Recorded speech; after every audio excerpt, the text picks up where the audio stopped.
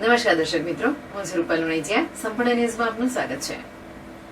Banaskantha ST division દ્વારા શનિવારથી સફાઈ અભિયાનનો પ્રારંભ કરવામાં આવ્યો હતો, જેમાં 12 ડેપોની 520 બસોની રોજ સફાઈ કરવામાં આવશે તથા 12 અંડરગ્રાઉન્ડ અને 16 ઓવરહેડ પાણીની ટાંકીની પણ સફાઈ કરવામાં આવી હતી, જેમાં 51 સફાઈ કામદારો સફાઈ અભિયાનમાં જોડાયા હતા.